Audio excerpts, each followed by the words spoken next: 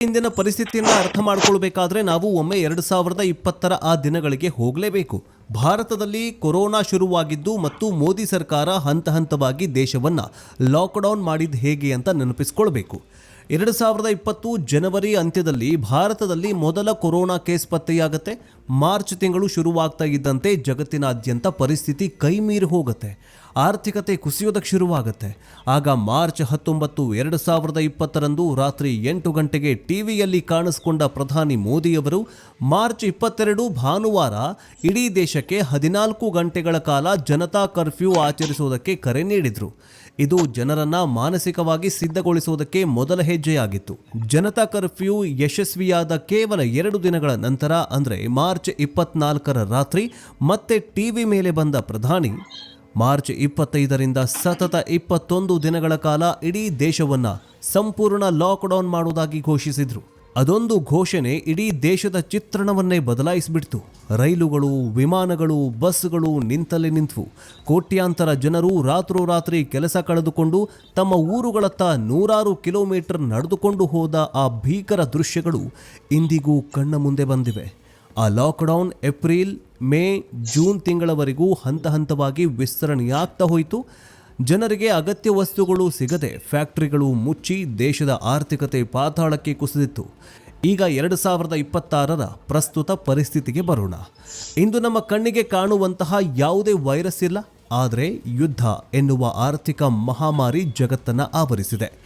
Iran ಮತ್ತು Israel ನಡುವೆ ನಡೀತಾ ಇರುವಂತಹ ಸಂಘರ್ಷದಿಂದಾಗಿ ವಿಶ್ವದ 20% ಕಚ್ಚಾ ತೈಲ ಪೂರೈಕೆಯಾಗುವ ಹಾರ್ಮುಜ್ ಜಲಸಂಧಿ ಬ್ಲಾಕ್ ಆಗಿದೆ. ಭಾರತವು ತನ್ನ ಇಂಧನ ಅಗತ್ಯಗಳಿಗಾಗಿ 80%ಕ್ಕೂ ಹೆಚ್ಚು ಆಮದಿನ ಮೇಲೆ ಅವಲಂಬಿತವಾಗಿದೆ.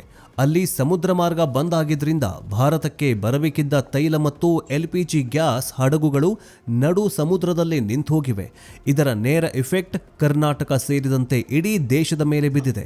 ನಿಮಗೆಲ್ಲ ಗೊತ್ತಿರುವ ಹಾಗೆ ನಮ್ಮ ರಾಜ್ಯದ ಹಲವು ಜಿಲ್ಲೆಗಳಲ್ಲಿ ಈಗಾಗಲೇ ಪೆಟ್ರೋಲ್, ಡೀಸೆಲ್ ಸಿಗ್ತಾಗಿಲ್ಲ. ಜನ ಆತಂಕಗೊಂಡು ತಮ್ಮ ವಾಹನಗಳಿಗೆ ಫುಲ್ ಟ್ಯಾಂಕ್ ಪೆಟ್ರೋಲ್ ಹಾಕಿಸ್ತಾಗಿದ್ದಾರೆ. ಇದರಿಂದ ಪೆಟ್ರೋಲ್ ಬಂಕ್ಗಳು ಅಕ್ಷರಶಃ ಖಾಲಿಯಾಗಿ ನೋ ಸ್ಟಾಕ್ ಬೋರ್ಡ್ಗಳು ಹಾಕ್ತಿದ್ದಾವೆ. ಇನ್ನು ಅಡುಗೆ ಗ್ಯಾಸ್ ಕಥೆಯಂತೂ ಕೇಳೋದು ಬೇಡ. ಸಿಲಿಂಡರ್ ಕೊರತೆ ರಾಜ್ಯಾದ್ಯಂತ ಜನಸಾಮಾನ್ಯರನ್ನ ಹೈರಾಣು ಮಾಡಿ ಹಾಕಿದೆ. ವೀಕ್ಷಕರೇ, ಇಂತಹ ಬಿಕ್ಕಟ್ಟಿನ ಸಮಯದಲ್ಲಿ ಪ್ರಧಾನಿ ನರೇಂದ್ರ ಮೋದಿ ಅವರು ಲೋಕಸಭೆಯ ಭಾಷಣದಲ್ಲಿ ಒಂದು ಮಾತನ್ನು ಹೇಳ್ತಾರೆ. ನಾವು ಕೊರೋನಾ ಕಾಲದಲ್ಲಿ ಎದುರಿಸಿದಂತಹ ಭೀಕರ ಸವಾಲುಗಳು ಮತ್ತು ಪೂರೈಕೆ ಸರಪಳಿಯ ಸಮಸ್ಯೆಗಳು ಮತ್ತೆ ನಮ್ಮ ಮುಂದೆ ಇವೆ ಅಂತ ಹೇಳಿದ್ದಾರೆ. ಮೋದಿಯವರ ಬಾಯಲ್ಲಿ ಕೊರೋನಾ ಎಂಬ ಪದ ಕೇಳಿದ್ದೇ ತಡ ಜನರಲ್ಲೂ ಮತ್ತೆ ಲಾಕ್ಡೌನ್ ಫಿಕ್ಸ್ ಅಂತ ಗಾಬರಿಯಾಗಿದ್ದಾರೆ. ಆದರೆ ವೀಕ್ಷಕರೇ, ಇಲ್ಲಿ ನಾವು ನಿಮ್ಮೆಲ್ಲರ ಆತಂಕವನ್ನು ಗೌರವಿಸ್ತಾನೆ ವಾಸ್ತವದ ನೆಲೆಯಲ್ಲಿ ನಿಂತು ಒಂದು ಸತ್ಯವನ್ನು ಅರ್ಥ ಮಾಡ್ಕೊಳ್ಬೇಕು. ಸತ್ಯಾಂಶ ಏನಂತಂದರೆ, ಮೋದಿಯವರು ಹೇಳಿದ್ದು ಚೈನ್ ಸಪ್ಲೈ ಅರ್ಥಾತ್ ಪೂರೈಕೆ ವ್ಯತ್ಯಯದ ಬಗ್ಗೆ ಹೊರತು 2020ರ ತರಹದ ಸ್ಪೆಸಿಫಿಕ್ ಲಾಕ್ಡೌನ್ ಬಗ್ಗೆ ಅಲ್ಲ. ಕೊರೋನಾ ಸಮಯದಲ್ಲಿ ಜನರನ್ನ ಮನೆಯೊಳಗೆ ಕೂರಿಸಿದ್ದು ಒಂದು ರೋಗ ಇನ್ನೊಬ್ಬರಿಗೆ ಹರಡಬಾರದು ಅಂತ ಎನ್ನುವಂತಹ ಕಾರಣಕ್ಕೆ ಮಾತ್ರ, ಒಬ್ಬರಿಂದ ಇನ್ನೊಬ್ಬರಿಗೆ ಹರಡಬಾರದು ಅನ್ನುವಂತಹ ಕಾರಣಕ್ಕಾಗಿ. ಆದರೆ ಇಂದಿನ ಬಿಕ್ಕಟ್ಟು ಒಂದು ಆರ್ಥಿಕ ಮತ್ತು ಇಂಧನ ಬಿಕ್ಕಟ್ಟಾಗಿದೆ. ಇಂಧನ ಖಾಲಿಯಾಯಿತು ಅಂತ ಸರ್ಕಾರ ಏನೋ ಬಲವಂತವಾಗಿ ಜನರನ್ನ ಮನೆಯೊಳಗೆ ಲಾಕ್ ಮಾಡೋದಿಲ್ಲ. ಹಾಗಾದರೆ ಏನು ಮಾಡುತ್ತೆ? ಇಲ್ಲಿ ನಾವು ಇಂಧನ ರೇಷನಿಂಗನ್ನು ಎದುರಿಸಬೇಕಾದ ಪರಿಸ್ಥಿತಿ ನಿರ್ಮಾಣವಾಗುತ್ತೆ. ಅಂದರೆ ಈ ಸರ್ಕಾರ ಏನೆಲ್ಲ ಕ್ರಮಗಳನ್ನು ಕೈಗೊಳ್ಳಬಹುದು? ಲಾಕ್ಡೌನ್ ಪರಿಸ್ಥಿತಿ ಅಂತಂದ್ರೇನು, ಲಾಕ್ಡೌನ್ ಅಂತಂದ್ರೇನು?